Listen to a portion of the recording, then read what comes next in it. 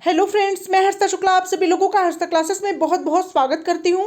और फ्रेंड्स, आज मैं यूपीडीएलएड फोर्थ सेमेस्टर के अंतर्गत विज्ञान विषय से बहुत ही महत्वपूर्ण very short answer type question का पार्ट 1 लेकर के आई हूं फ्रेंड्स। और राजन सीरीज का जो है आप लोगों को मैं करा रही हूं, और बहुत ही महत्वपूर्ण प्रश्न है इसमें, और आपकी परीक्षा में निश्चित यहाँ से प्रश्न पूछे जाएंगे। तो अगर अभी तक आप लोगों ने हर्षिता क्लासेस चैनल को सब्सक्राइब नहीं किया है तो बिल्कुल बेहतरीन तैयारी के लिए हर्षिता क्लासेस चैनल को सब्सक्राइब करना, अपने सभी दोस्तों सभी मित्रों को शेयर करना बिल्कुल भी ना भूलें। तो फ्रेंड्स, चलिए क्वेश्चन को कराना स्टार्ट करते हैं। पहला क्वेश्चन है, एंटीजन तथा एंटीबॉडी में अंतर बताइए। तो इसका सबसे सटीक आंसर आप याद रखेंगे फ्रेंड्स, एंटीजन जो होता है वो कहाँ पाया जाता है? लाल रुधिर कणिका में। ठीक है फ्रेंड्स, लाल रुधिर कणिका में पाया जाता है। और जबकि एंटीबॉडी जो होता है वो कहाँ पाया जाता है? आपका प्लाज्मा में पाया जाता है। ठीक है, तो ये याद रखेंगे। आंसर में भी आप लोग देख सकते हैं, सेम आंसर आपको देखने को मिलेगा कि एंटीजन लाल रुधिर कणिका में होता है, जबकि एंटीबॉडी जो है वो प्लाज्मा में पाया जाता है। अब अगला क्वेश्चन नंबर 2 है फ्रेंड्स, रुधिर वर्ग ओ को सर्वदाता क्यों कहते हैं? तो फ्रेंड्स, जैसा कि नाम से ही आप समझ सकते हैं कि रुधिर वर्ग ओ को सर्वदाता इसलिए कहा जाता है क्योंकि यह सभी समूह को, मतलब सभी रुधिर वर्गों को रक्त दे सकता है। ठीक है, जैसे कि यहाँ पे लिख सकते हैं कि रुधिर वर्ग ओ को सर्वदाता इसलिए कहा जाता है क्योंकि इसमें जो है कोई भी एंटीजन नहीं पाया जाता है और यह सभी रुधिर वर्गों को रक्त दे सकता है। ठीक है, नेक्स्ट क्वेश्चन नंबर 3 है फ्रेंड्स, रुधिर वर्ग ए बी को सर्वग्राही क्यों कहते हैं? ठीक है, तो इसका आंसर होगा फ्रेंड्स, क्योंकि इसमें एंटीजन नहीं होता है और यह समस्त रुधिर वर्गों से रुधिर ले सकता है। ठीक है, तो इसमें कोई एंटीजन नहीं होता है और यह क्या कर सकता है? समस्त रुधिर वर्गों से रुधिर ले सकता है। ठीक है, अगला क्वेश्चन है फ्रेंड्स, क्वेश्चन नंबर 4, बहुत महत्वपूर्ण प्रश्न है आपकी परीक्षा के लिए। रुधिर का पीएच मान कितना होता है? ठीक है, तो इसका आंसर होगा कि रुधिर का पीएच जो होता है वो क्या होता है? 7.4 होता है। और 7.4 जो होता है फ्रेंड्स वो किस में आता है? क्षारीय में आता है। ठीक है, अम्लीय क्षारीय दो प्रकार का पीएच होता है ना, तो 7.4 जो होता है वो क्षारीय विलयन में आता है। तो रुधिर का पीएच मान 7.4 होता है जो कि क्षारीय विलयन होता है। अब बढ़ते हैं नेक्स्ट क्वेश्चन नंबर 5 की तरफ फ्रेंड्स।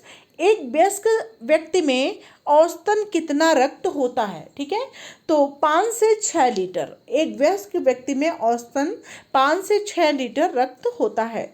नेक्स्ट क्वेश्चन नंबर 6 पर आते हैं, उत्कृष्ट धातुओं के नाम बताइए। उत्कृष्ट धातुएं हैं गोल्ड, प्लेटिनम, सिल्वर, मरकरी। ठीक है, नेक्स्ट क्वेश्चन नंबर 7 है फ्रेंड्स, धातुओं में सबसे आघात वर्ध्य होता है। तो धातुओं में सबसे आघात वर्ध्य होता है वो क्या होता है? सोना यानी Au और चांदी यानी Ag। नेक्स्ट क्वेश्चन नंबर 8 पर आते हैं, कौन कौन धातु विद्युत धारा के सर्वाधिक चालक हैं? तो चांदी Ag, तांबा Cu, ये दोनों जो हैं विद्युत धारा के सर्वाधिक चालक होते हैं। अब आते हैं फ्रेंड्स नेक्स्ट क्वेश्चन नंबर 9 पर, मतदान के समय अमिट स्याही जो हाथ की अंगुलियों पर लगी होती है उसका नाम बताइए। तो उसका नाम होता है silver nitrate. Next question number 10 है, धातु किसे कहते हैं? तो ऐसे तत्व जो इलेक्ट्रॉन को त्याग कर धनायन प्रदान करते हैं वे धातु कहलाते हैं। मतलब ऐसे तत्व धातु कहलाते हैं जो इलेक्ट्रॉन को त्याग कर क्या करते हैं? धनायन प्रदान करते हैं। अगला क्वेश्चन नंबर 11 है, सबसे कम घनत्व, सबसे हल्का, सबसे प्रबल अपचायक तत्व का नाम बताइए। तो सबसे कम घनत्व, सबसे हल्का और सबसे प्रबल अपचायक तत्व है लिथियम यानी Li। नेक्स्ट क्वेश्चन नंबर 12 पर आते हैं फ्रेंड्स, सबसे प्रबल अपचायक तत्व का नाम बताइए। तो सबसे प्रबल अपचायक तत्व है फ्लोरीन यानी F। नेक्स्ट क्वेश्चन नंबर 13 है, किस तत्व को मिट्टी के तेल में रखते हैं? तो सोडियम को जो है मिट्टी के तेल में रखा जाता है। अगला क्वेश्चन नंबर 14 है, किस तत्व की विद्युत ऋणात्मकता सबसे अधिक होती है? तो फ्लोरीन F की जो है विद्युत ऋणात्मकता सबसे अधिक होती है। अगला क्वेश्चन नंबर 15 है, मेंडलीव का आवर्त नियम बताइए।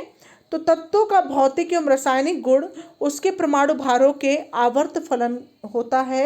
यही मेंडलीव का आवर्त नियम है कि तत्वों का भौतिक एवं रासायनिक गुण जो है उसके परमाणु भारों के आवर्त फलन होता है। अगला क्वेश्चन नंबर 16 है फ्रेंड्स, अयस्क किसे कहते हैं? तो इसका आंसर होगा कि वे खनिज पदार्थ जिनसे धातुओं को सरलता से निष्कर्षित किया जा सकता है अयस्क कहलाते हैं। अगला क्वेश्चन नंबर 17 है, धातु कर्म किसे कहते हैं? तो इसका आंसर होगा कि अयस्कों से धातुओं के निष्कर्षण तथा परिकर्षण में शामिल समस्त प्रक्रमों को धातु क्रम कहते हैं। नेक्स्ट क्वेश्चन नंबर 18 है फ्रेंड्स, यूरेनियम धातु का निष्कर्षण मुख्यतः किस अयस्क से किया जाता है? तो पिच ब्लेंड अयस्क से किया जाता है। नेक्स्ट क्वेश्चन नंबर 19 है, तांबा के दो अयस्कों के नाम बताइए। तो तांबा के दो अयस्क हैं, पहला अयस्क है क्यूप्राइट और दूसरा है copper pyrite. Next question number 20 है फ्रेंड्स, एल्यूप्राइट के दो अयस्कों के नाम बताइए। तो इसका आंसर होगा कि एल्यूप्राइट के दो अयस्क हैं, पहला है क्रायोलाइट और दूसरा है बॉक्साइट।